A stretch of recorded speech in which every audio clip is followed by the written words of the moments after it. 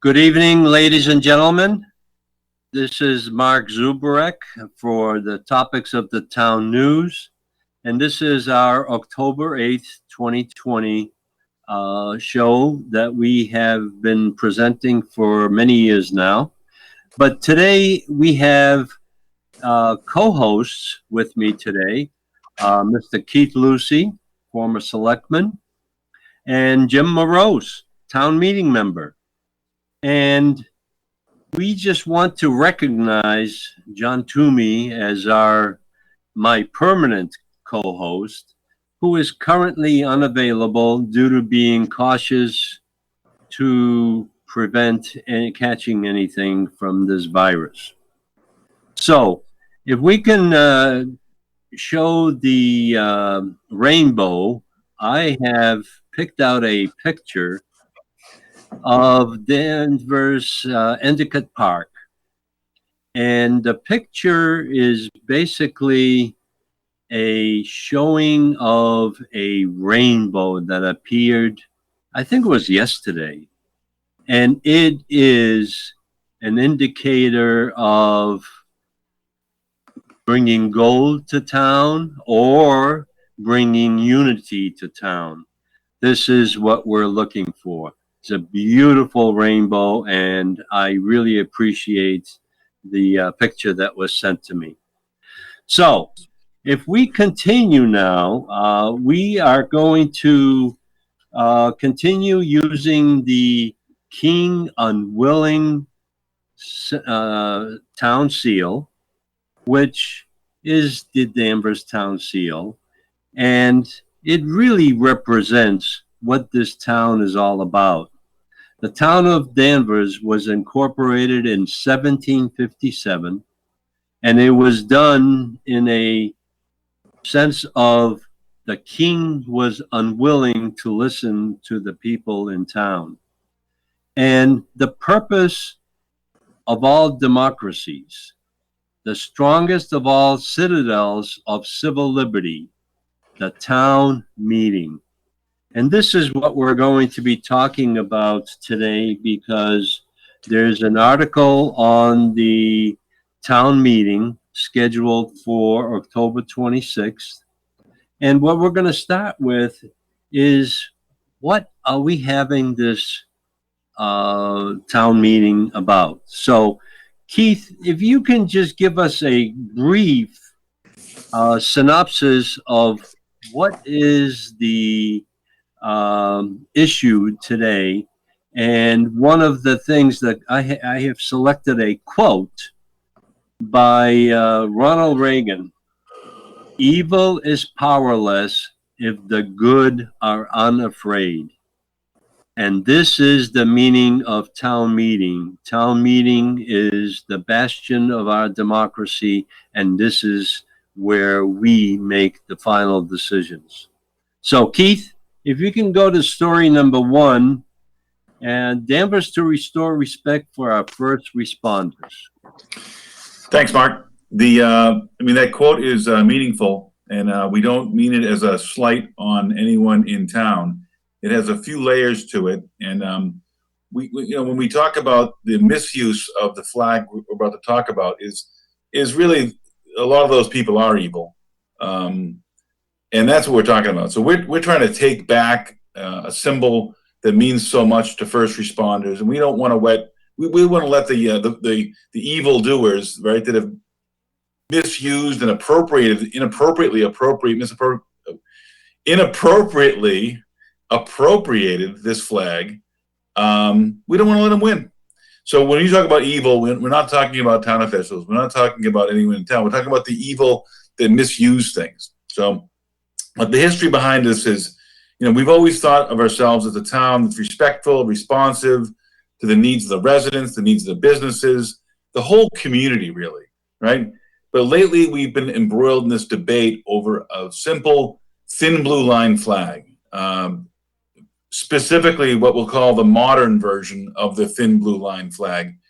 It's a beautiful flag, if you ask me, and to law enforcement officials, it's meaningful. It's used ceremonially across the state, across the country, Unfortunately, it's also used at funerals for police officers and first responders. It's a beautiful flag, and it means a lot to me and to a lot of people.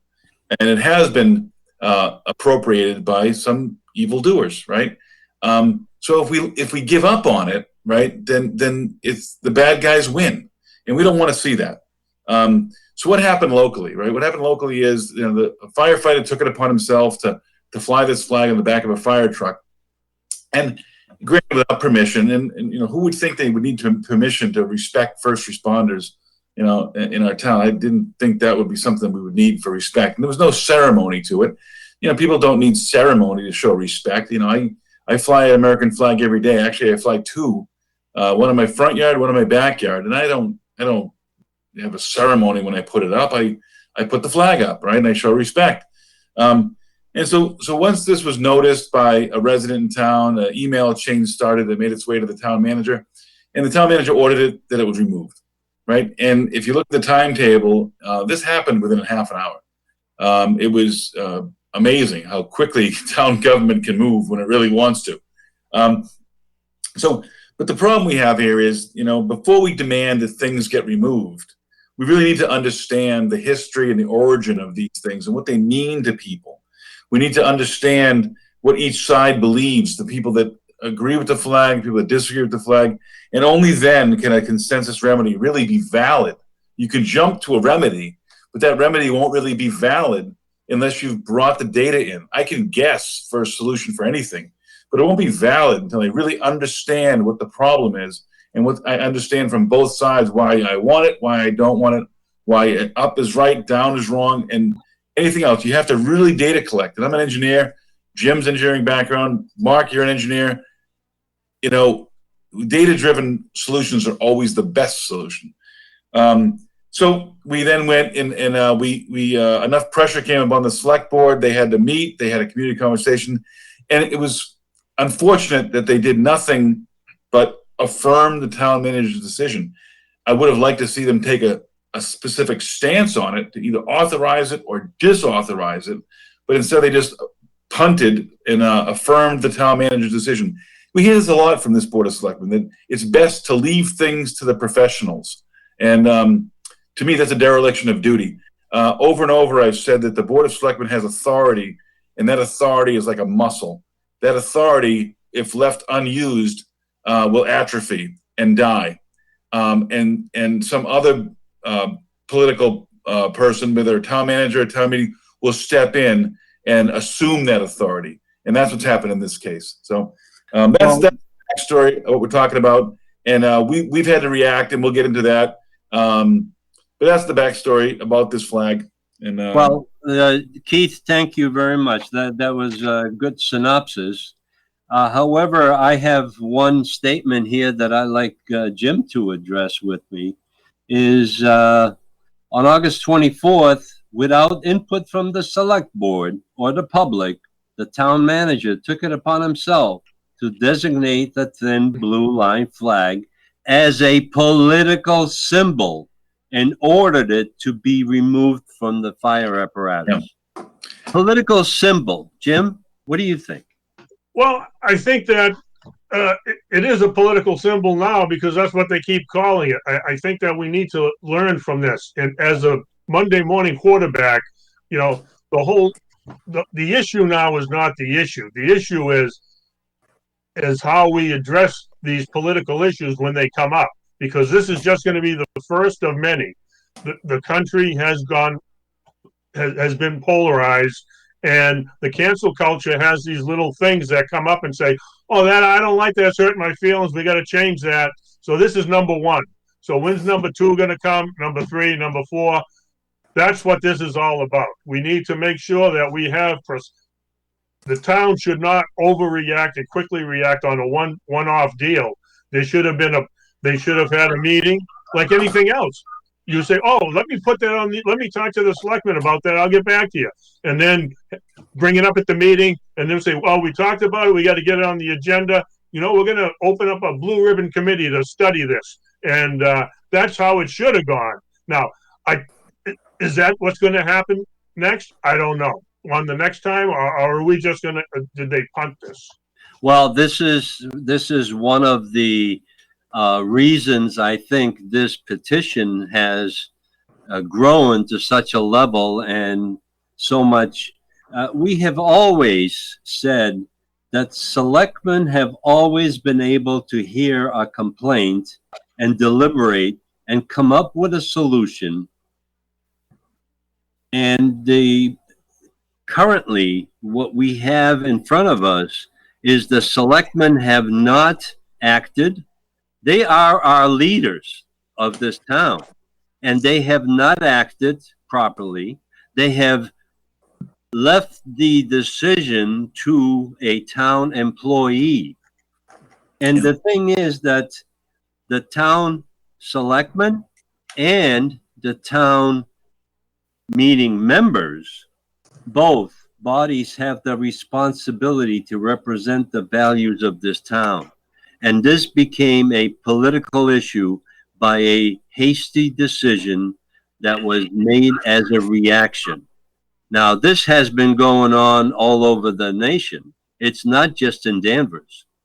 And what has happened is the men and women of the professional fighters of Massachusetts decided to take a stand in solidarity with our family in blue. That stand originated when Hingham firefighters, Local 2398, were ordered to remove the thin blue line flag, as they have been in Danvers. This flag was in memory of Michael Chesna because it was deemed to be offensive by fire department and town leadership. That's totally false. After holding the strong for over a week, even the Hingham firefighters were joined this morning by the Weymouth Police Union, who took custody of the thin blue line flag. And what they're doing is they're taking that flag as a memorial to the death of Sergeant Chesna and using it at the jail, at the prison, basically. And they have used that flag now for a couple of weeks. So, Keith, after the Board of Selectmen did nothing but affirm the decision to the town manager, we had to act and demand a special town meeting on the topic. This request was as a citizen's petition for a special town meeting to address this particular issue. And as I said in the past, it's not about the flag anymore. It's about how it was handled and how they acted. So take it away from there.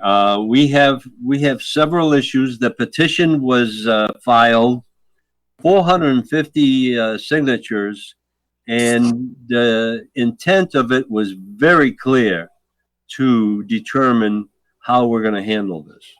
So it's very interesting is you mentioned a few of the smoke screens that have been put up in front of us, and they're really these artificial obstacles. I'm not sure why people resort to that behavior, but it's unfortunate that the first sort of volley was the flag was raised based on some sort of a labor action or some bizarre claim that was quickly retracted. Well, I shouldn't say retracted, I should say deleted, never publicly retracted, right? And then, so we went ahead and we submitted our signatures. Then there was a blowback because, this special thing was claimed to cost the town $10,000. $10,000 for a 1 hour meeting. There's a problem with government, right? The problem really was the number was off by an order of magnitude. The cost of a town meeting is more like $1,000, not $10,000. The number that was quoted of 10,000 is actually the cost to have a town-wide election, not a town meeting. That again was sort of faded away and never really publicly corrected by the person who uttered that nonsense. So then, the layers kept going. We've been told by town council that the vote would be advisory only. I think that was defeated or shown at least to be wrong several times in our history. And I demonstrated that at the last selectmen's meeting, that the town meeting body is authorized with all of the responsibilities of the municipal corporation. Right. Is the town, right? It has the authority to do anything it wants, right? And it is the boss, right? We have an upside down triangle. Let me see if I can draw it right. An upside down triangle. The big wide town meeting body up top, right? Actually, above them is the town voters, right? Then we have the town meeting body. Then we have the board of selectmen, and finally at the bottom we have the town manager, and all staff and hired people like town council below him, right? So we don't have a monarchy where there's a point to the top and the plebeians down below. We have a inverted triangle, a democracy, that the power always reverts back to the individual, right? And so that's where we live. And so there's been smokescreen after smokescreen. Did people sign the petition not knowing what they were signing? Was the most recent one. I had the petition, a cover sheet that clearly showed the modern version of the thin blue line flag on the petition. At the rally that was held at Town Hall that day, I didn't see one of what I'll call the historical thin blue line flag. I saw only the modern version of the thin blue line flag. Can we what show? flag are we talking about? Can we show those right now, Keith, please? Yeah, I do have them. Let's see if I can figure out how to do this. So this flag, Mark, I know you have a lot of history on this. First flag we'll show, but it is it's the historical thin blue line flag, and it really, what this represents is, in my remarks in the paper and at the meeting, there's chaos and there's tranquility, there's peace and there's prosperity, and literally there's life and death. And in between is a thin line. And that thin line is often referred to as the thin blue line. And that's what this flag represents. And this flag has history as far back as the turn of the last century. You can find history of this flag going back to 1904. It's been used internationally, not just in the United States, but internationally by law enforcement.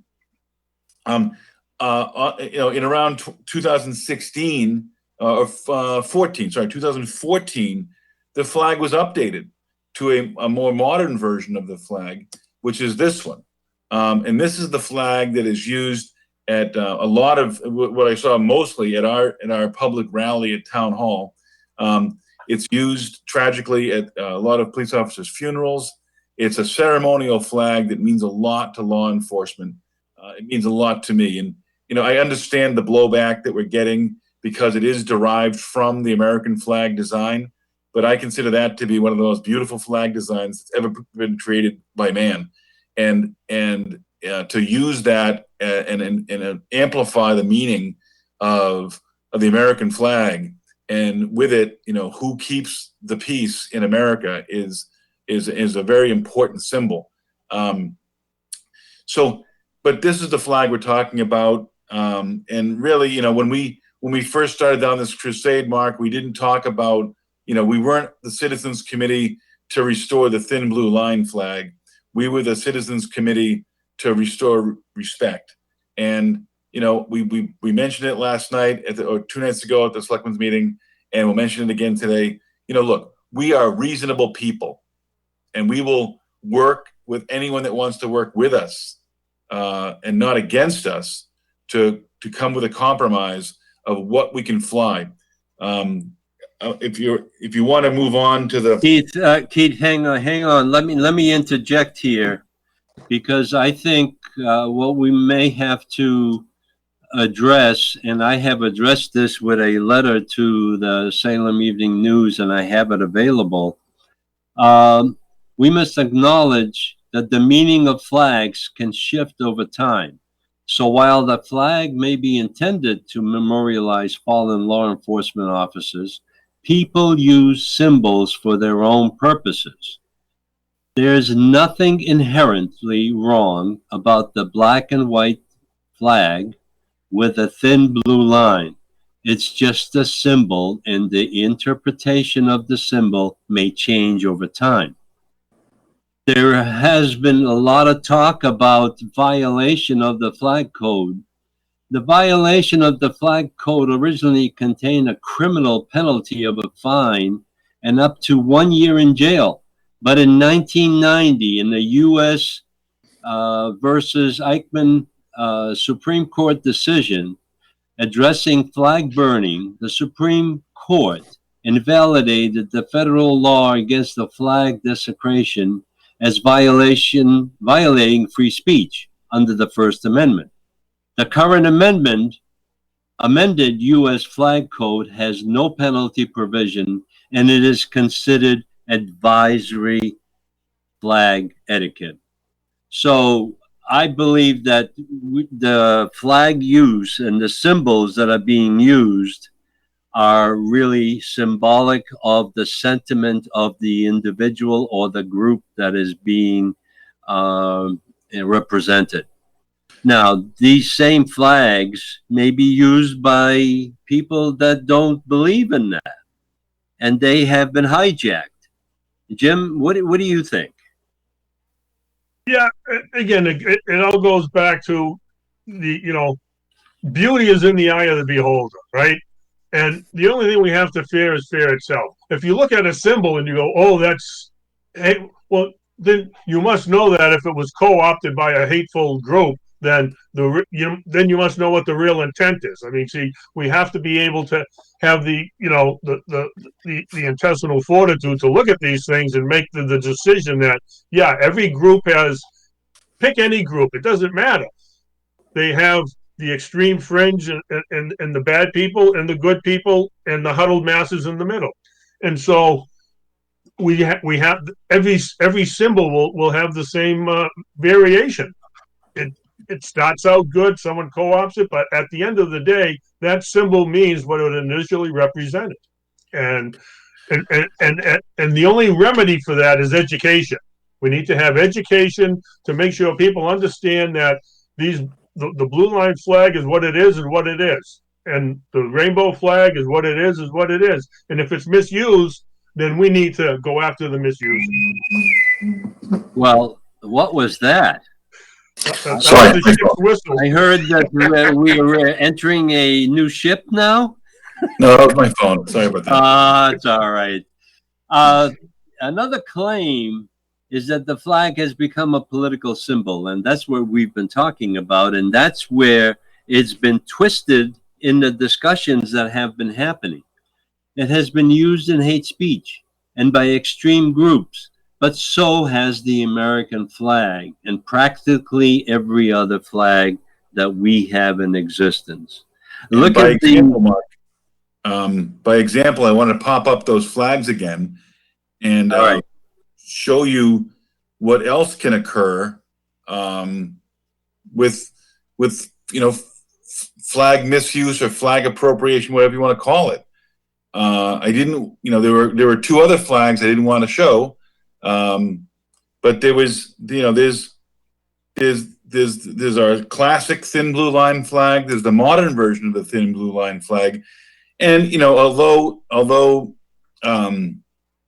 would claim that this is not an American flag, it's a thin blue line flag, and therefore it's not a flag code violation. That's what we understand, right? I have spoken to a lot of people, and they feel as though the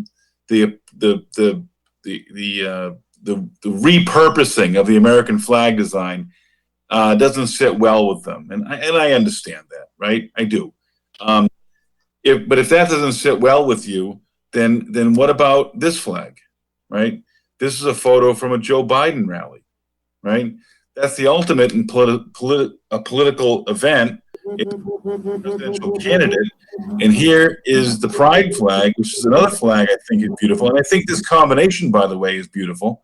It really says a lot in such a simple design. But, are people going to be offended by this? And if we are offended by this, then does this flag have a place on our flagpole next June? I certainly hope it does.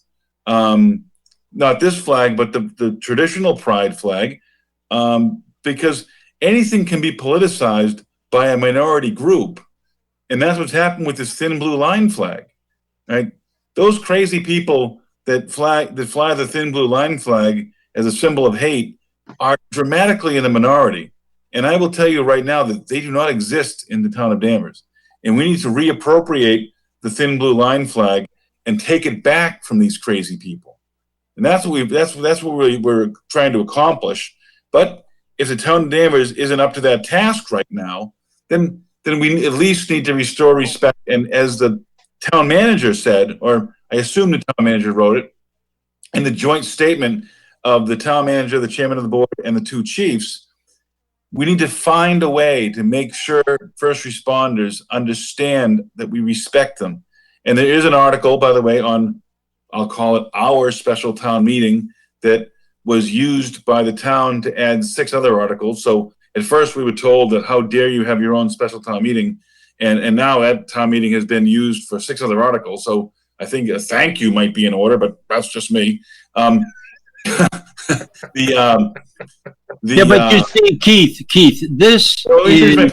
My point was that they have an article on there to a resolution to show respect, but it's just words, right? And just words are just words, right? Words plus action is so much more powerful than words alone. Words plus deeds, right, are so much more powerful than words alone. And annually, if we were to fly this flag or some other flag, I think it would go a long way in reminding people what the town finds to be good and pure and honest and all the wonderful things that go along with law enforcement. You know, Keith, you brought up a good point. I mean, there's, the old adages really work well. And this one, like, haste makes waste. Now that you say that, and I'm, because, we kind of, the town manager rushed to make his decision, the fastest decision that's been made in the town, I'm sure, in years. And then, then we responded with a petition, which, I'm not really thrilled with the wording itself. And now that you mentioned the selectmen or whoever put that Warren article in there to say that, oh yeah, blah, blah, blah, we support the leader. If we had a little, now that I'm thinking about it, that could have incorporated something to address the issue of flying the blue flag. It could have said that, yes, and the town will implement the policy so that if anyone wants to do, have a, display a remembrance, then there should be, just you have to go through the policy, because the issue, as Mike Powers and everyone brought up, putting strange things on public property, there's got to be at least a check. We can do it. That was a great point that Mike brought up there, and I was so glad to see him. And I'll tell you, he's always been a reasonable person. I served right next to him on the Board of Selectmen for 9 years. We agreed, we disagreed, and we moved on, and I would still consider him to be a friend. And you know what? The one thing that we don't seem to be able to come up with is a unified approach to solving this issue. Everybody claims that it's such a sensitive issue. It is not. It is practical. We need to support, or we need to restore the respect for our first responders. And that's been the mission right from day one. These people, the policemen, they are the thin line between tranquility and chaos, between clarity and confusion, and sometimes literally that thin line between life and death. That was a statement that was made by one of the police officers. It is a thin blue line. Intelligent people should have space in their hearts and minds to support the positive efforts of both the Black Lives Matter, to support the positive efforts of the LGBTQ community, support the positive efforts of Anti-Defamation League, and support the positive efforts of all law enforcement communities. This is not a zero-sum game, and that's the term that, Keith, you have used over and over again. But we need to have space to develop a communication between our law enforcement, our marginalized communities, our residents that are in this town. They're basically pay taxes for all of this stuff that's going on. We need to come to a consensus. And I think we are already reaching out to our community, at least we have. Our community is reaching out to us. I've had postcards and calls, but I think we need to get some kind of a formal, we have leadership in this town. The selectmen are our leaders. They're elected, but they are failing to act to resolve this. All they claim is that this is all, a hype that should not be discussed, and we need to discuss it. Well, and Mark, that goes to a great point. Our intention was not to create chaos in town. Mr. Mills will say over and over that his town is being torn apart, right? And he said it hurts, right? Our intent, right, was to actually heal wounds that have been going back for decades. When we tell people that you can believe what you want to believe as long as you believe it in your own home, and don't you dare bring it into the public square, right? That's no different than telling someone to stay in the closet, okay? And what we're asking for is to people really to come out of their caves. And if you're offended by a piece of fabric on the back of a fire truck, let's understand, meet with the firefighters, talk with a police officer. What does that symbol mean to you? Why do you find it offensive? Let's all discuss things. I said it the other night, and I'll say it every time I can. If you want to see real change happen in the world somewhere, it's time to stop just talking to people that you agree with, and it's time to start talking to people that you disagree with. We are all living in a world full of echo chambers. Social media is one big echo chamber. We only listen to what we want to hear. And we say, well, everyone else thinks the way I do, so we must be right. Instead, we have to cross those boundaries and have those difficult decisions. And Mark, I was never been so more encouraged than I was Tuesday night, both by some of the comments that were made during the meeting by at least 3 members of the selectmen, and the fourth one tried but couldn't quite get there. Only one selectman was really dead set against this. So I really have some hope that the Board of Selectmen will come around and see that we're trying to bridge a gap and move the town forward and act as a model. But what was more important was the conversation that went on for about half an hour in the cold outside that meeting, after the meeting, with 2 members of the community that seemed, on their surface, one spoke in opposition of what we were trying to do. The other one indicated that they were not in favor of what we were trying to do either. They didn't speak at the meeting, but we had a very long conversation outside. 2 members from our group, myself included, and then these 2. And I think we made a lot of progress in that half an hour out in the cold. That we're not crazy people. We're not trying to do something that's obscene. We're trying to do something positive. And so we you know who they are. We're going to try and work with them moving forward, come up with a compromise position, and something that could really be a great model for this town to embrace. And we only hope that these smoke screens that the Board of Selectmen have put up in front of us don't cover up what's really trying to happen, and that the town meeting members can really see through that haze and do the right thing, and do a great thing, actually. Not just a good thing, but a great thing. Well, then, what you're bringing me back to is to the king unwilling town seal that we have. We have democracy in action, and what has happened is that the selectmen and the town hall doesn't want democracy to happen. We need to start uniting. And Jim, you have a very nice postcard that you received. And do you still have it? Because it's very important. It's about unity. And this is where we have to start thinking in that direction. You cannot stay in your bunker like everybody wants you to. We need to reach out and we need to expose ourselves as well. May I speak? Yes, you may. You know, hi, my name is Jim, and I am by nature a two-fisted loner, a hermit, and I like, I don't like to get involved, but I have been coming out of my shell, and I try to be amenable and to look at, I want to see the clouds from both sides now. You know what I mean? And so I'm willing to have that dialogue and discussion, and I think we need to do it, but we need to do it. We got to be real people. You can't, we can't like he said, we can't just get in the echo chamber. We have to put our armor down and be vulnerable and say, yeah, okay, that's right, and look, you got the talking ball, you talk. I got the talking ball, I'll talk, and let's see.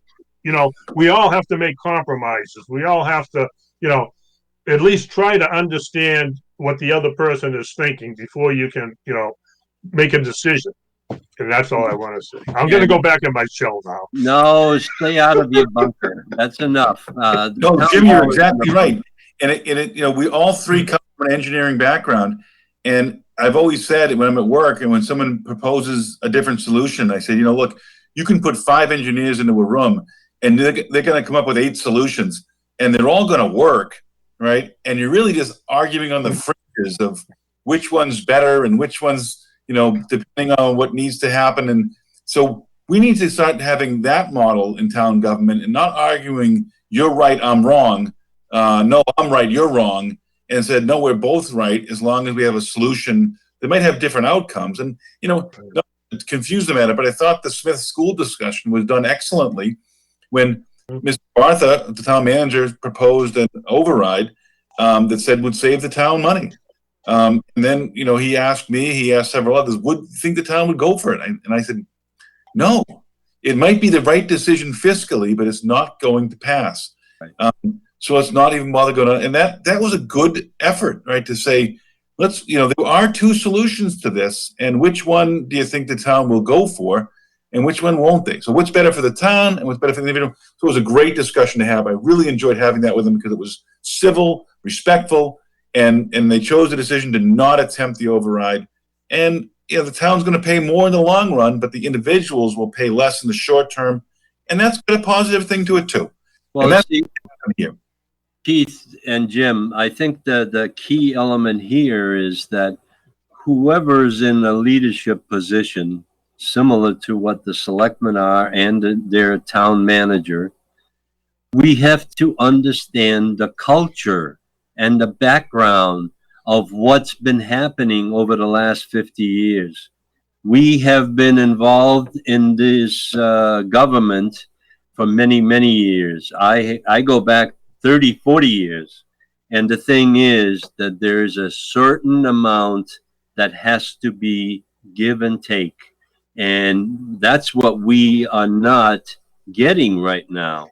And this is the reason why the town residents, basically the citizens petition, is asking the town meeting to affirm or this, give their feeling of what is the right thing to do.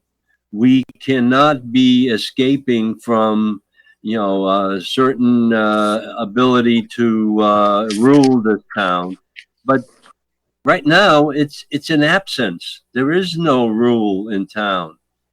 The police have been slighted in this respect, and the thing is that we need to recoup that confidence and trust. I think the police, even to date, have received so much acclaim, and they have been accredited and trained to such a level that they understand what the town is about.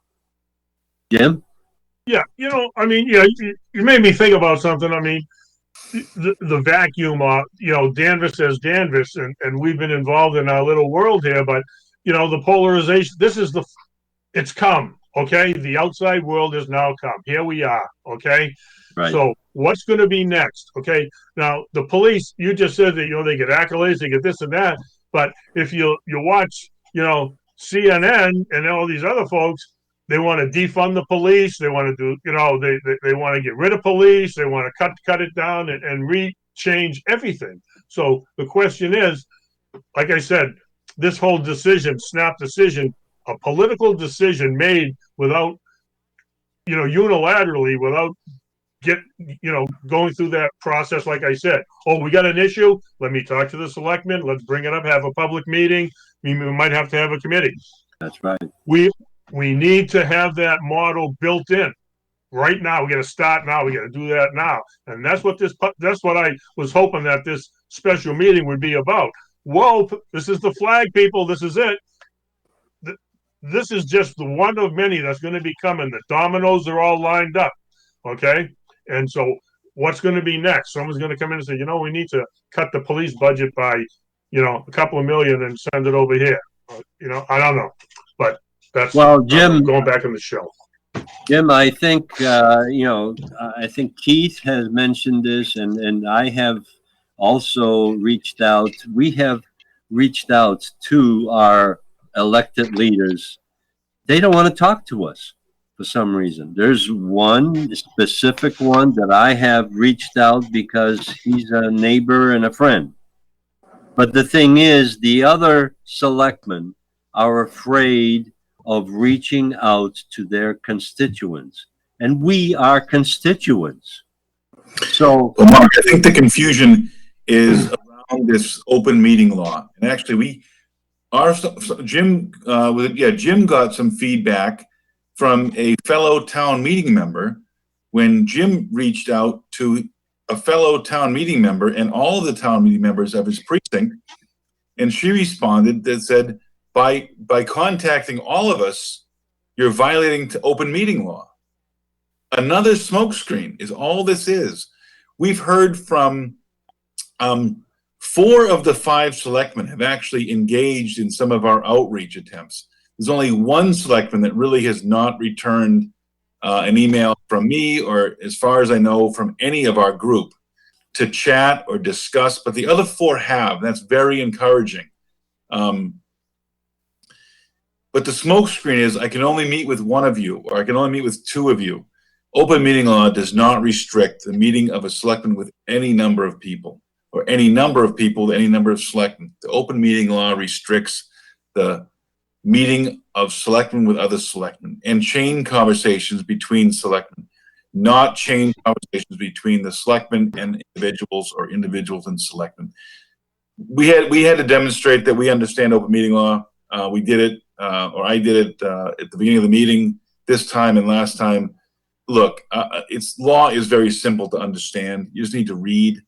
And it's another smokescreen. It's we can't talk about this. Well, we can. So going forward, though, Mark, I think is where you wanted to go next. We have a meeting of the Finance Committee on the 19th, and then that's when the Finance Committee is going to meet, discuss, debate, and have a recommendation for town meeting. And then we have town meeting October 26th. Now, interesting enough, the night after the Finance Committee meets on the 20th is the next Board of Selectmen meeting. They have an opportunity to really take the baton back here. At any meeting, they could do what Jim just asked for, which was take action, right? Establish some action that recognizes first responders in the town of Danvers, and don't rely on a town meeting resolution of just words to recognize them. And they have that opportunity at their next meeting. I hope they take advantage of it, but I'm doubtful. But that's the process going forward. And just while we have the calendar in mind here, the Committee to Restore Respect, the Citizens to Restore Respect in the town of Danvers will be meeting again this Sunday. So anyone out there watching is welcome to join us at my house, 7 Ashley Lane. We sit outside in the cold and we socially distance to make sure we're safe. Only when the group gets small enough to socially distance inside do we go inside. But anyone's welcome to join us. Again, reach out to us and let us know. We will be meeting this Sunday, the 11th, next Sunday, the 18th, the Sunday after that, the 25th, and then we're at town meeting, the 26th. So join us. We watch football, we discuss, we have a nice time, I think, and we're really respectful. The group was rather large last week, but that's okay. A lot of opinions. So we've had probably 10 or 12 different people come and stop by at various times, and we welcome anybody, really. But this is the reason for the communication. This is to identify different points of view. Now, the vote that will happen on October 26th, special town meeting, is an opportunity for the town meeting body to restore their respect for our first responders. They will determine, after being discussed, what that action may be. But it is also more than that. It is an opportunity for the town to act as a model for other cities and towns around the country that dignity and respect toward first responders is right and just. This demonstration of support is not opposed to the good intentions of so many other groups that show support for the marginalized. We believe Danvers should be fully inclusive, and this is an opportunity for Danvers Town Meeting members to demonstrate that.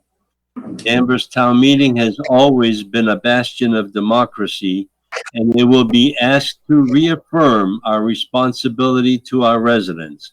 We must restore respect for our first responders and decide to authorize the use of the thin blue line flag on the apparatus or any other action that may be required. And this is now becoming a bone of contention.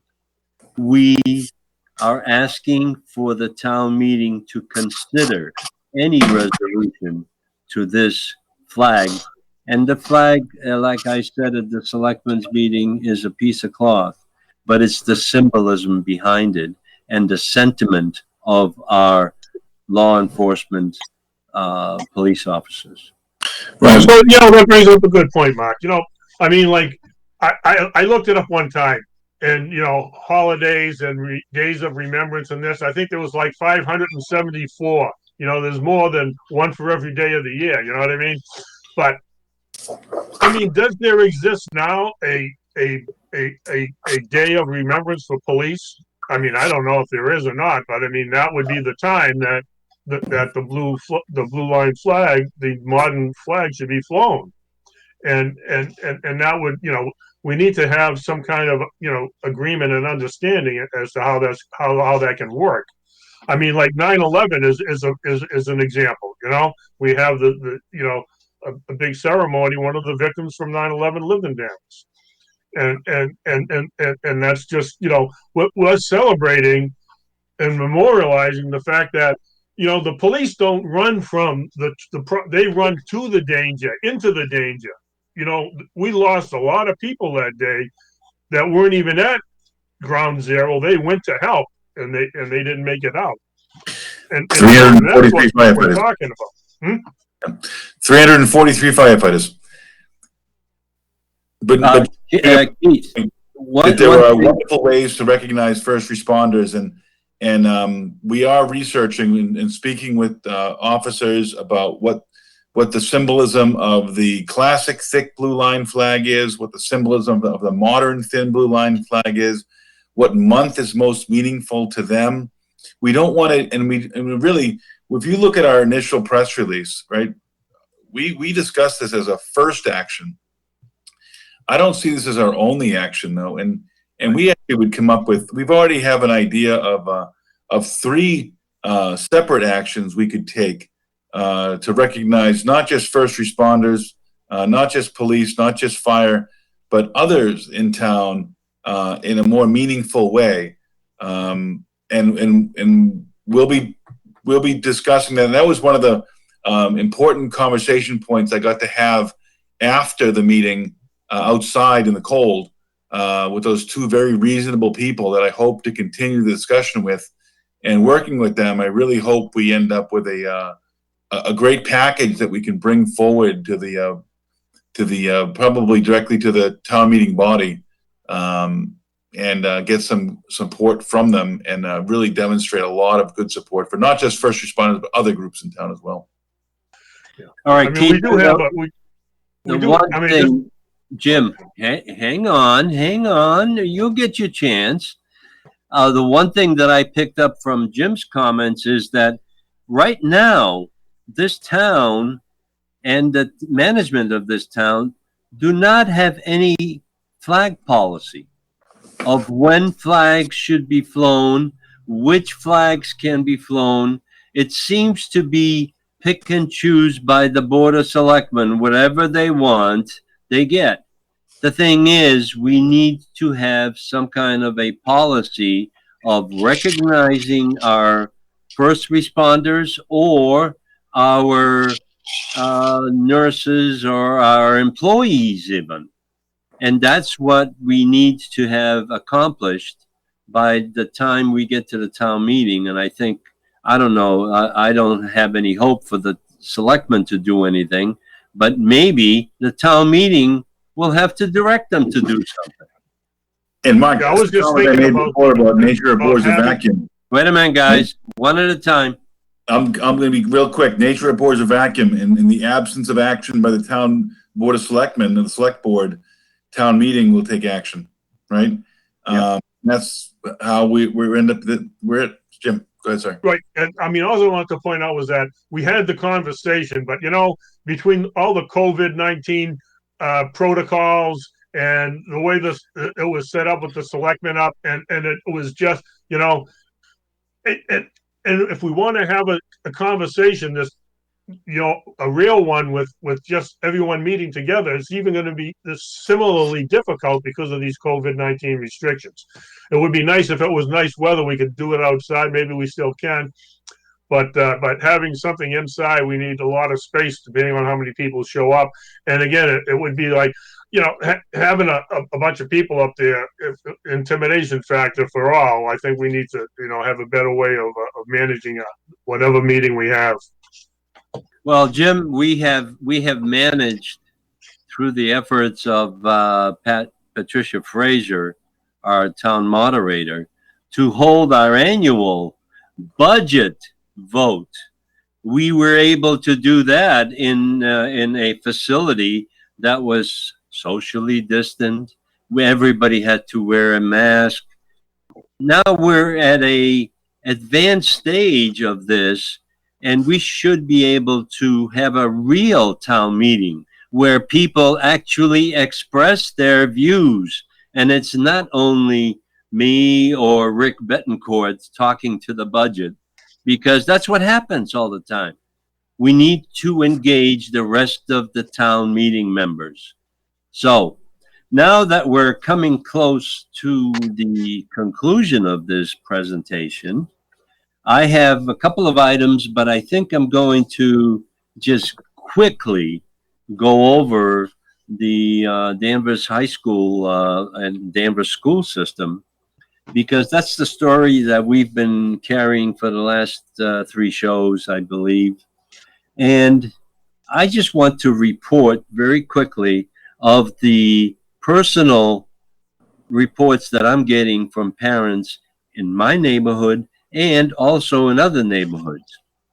The remote learning is not working. 2 days in, 2 days out, 2 days and then a day off. The teachers have all kinds of times off for planning and all that. I can understand that. But we have neglected our education system. The kids are not learning.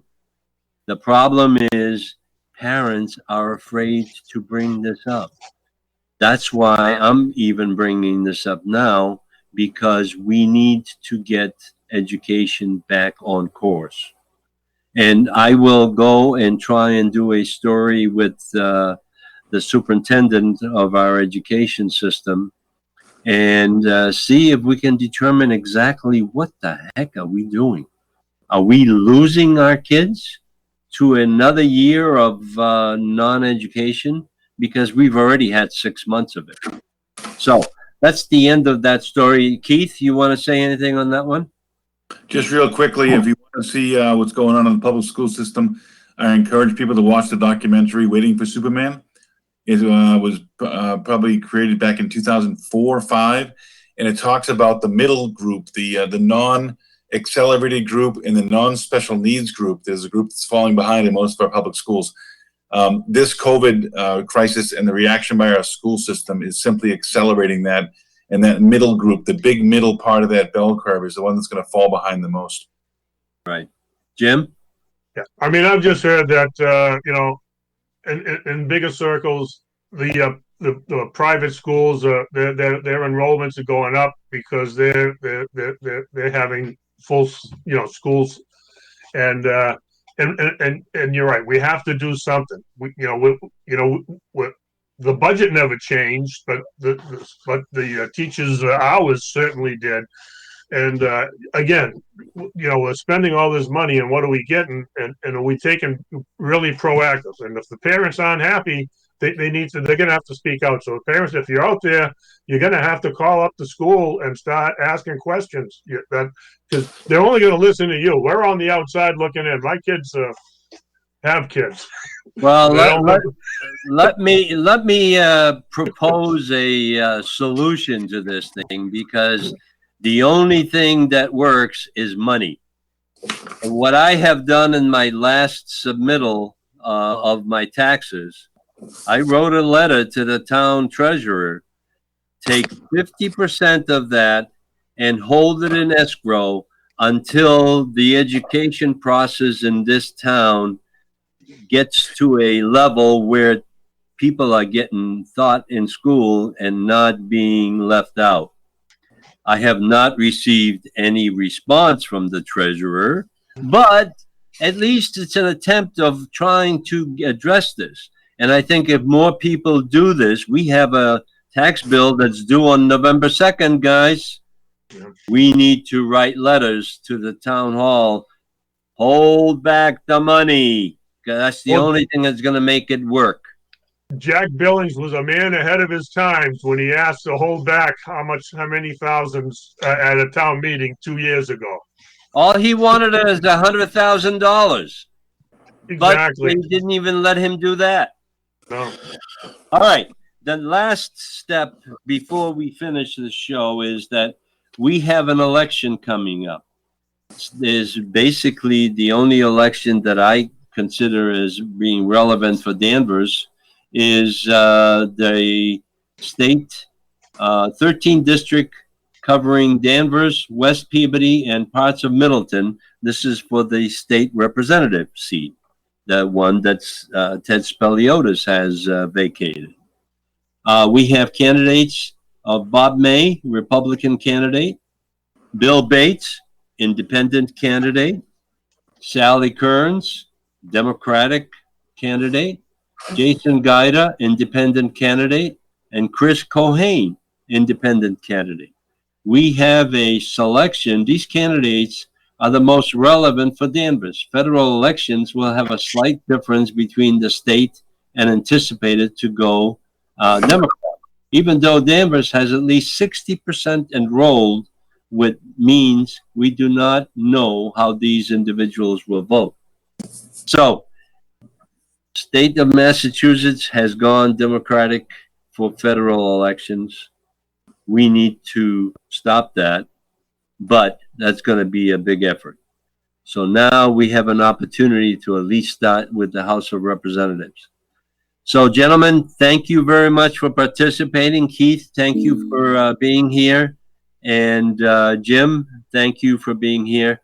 Now we need to continue this discussion at our next meeting. See you on October 22nd. We'll be back. Good night.